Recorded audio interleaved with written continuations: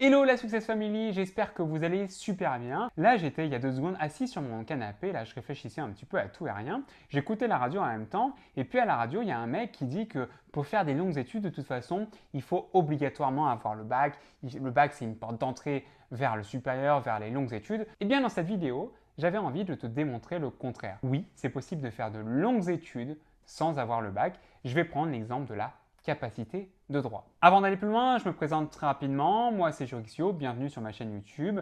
Sur cette chaîne YouTube, je donne des conseils aux étudiants de toutes les filières pour qu'ils réussissent leurs études. Alors, si ça t'intéresse, si tu es étudiant, tout ça, n'attends plus avant de t'abonner à la chaîne en cliquant sur le petit sous-bouton s'abonner qui se trouve juste en dessous de la vidéo. Alors, qu'est-ce que c'est que cette histoire de capacité de droit? En fait, la capacité de droit, elle donne la possibilité à des étudiants qui n'ont pas le bac de s'inscrire dans un établissement supérieur pour y suivre les études de droit. La capacité de droit, en fait, c'est un diplôme national d'État qui permet en fait d'obtenir un équivalent, un niveau équivalent à celui du bac. Alors, première chose importante qu'il faut mentionner, c'est que pour faire une capacité de droit, il faut au minimum avoir 17 ans. Ensuite, comment elle se déroule, cette formation de la capacité de droit? La capacité de droit se déroule en 2 ans. Elle se prépare en général à l'université en cours du soir, mais il existe aussi la possibilité de faire une capacité de droit à distance. À la fin de chaque année, tu as des épreuves écrites et orales pour savoir si tu peux passer en année supérieure et à la fin de ta deuxième année,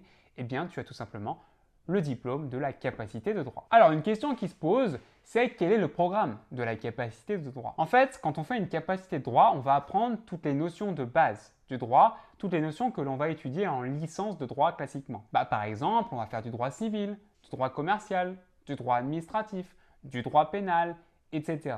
En fait, avec la capacité de droit, on va nous donner tout le matériau de base pour bien comprendre le droit, pour bien appréhender le monde juridique. Le programme est donc relativement chargé. Étudier toutes ces notions-là, tout ce programme-là en 2 ans, c'est quand même très court. Et alors la question principale qui se pose, c'est que se passe-t-il à l'issue des 2 ans? Que se passe-t-il si l'on a le diplôme de capacitaire en droit? Ce qu'il faut savoir, c'est que les titulaires d'une capacité en droit ont la possibilité de s'inscrire en première année de droit à la fac. Et de plus, ce qu'il faut mentionner, c'est qu'en général, ceux qui ont obtenu une très bonne note, ceux qui ont obtenu de très bons résultats à leur capacité en droit, ces gens-là, ils peuvent parfois directement accéder en deuxième année de droit. Mentionnons aussi que les titulaires de la capacité de droit peuvent s'inscrire en DUT carrière juridique, voire pouvoir passer des concours de la fonction publique. Voilà pour une présentation de cette capacité de droit. J'espère que cette vidéo t'a un petit peu plus éclairé sur ce diplôme méconnu quand même, relativement méconnu de la capacité de droit. Si la vidéo t'a été utile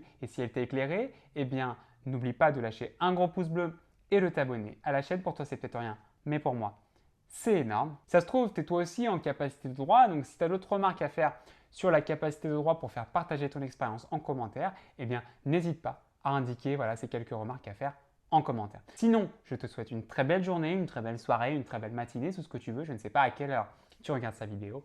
Et surtout, n'oublie pas une chose, ne cesse jamais de croire en toi. Ciao.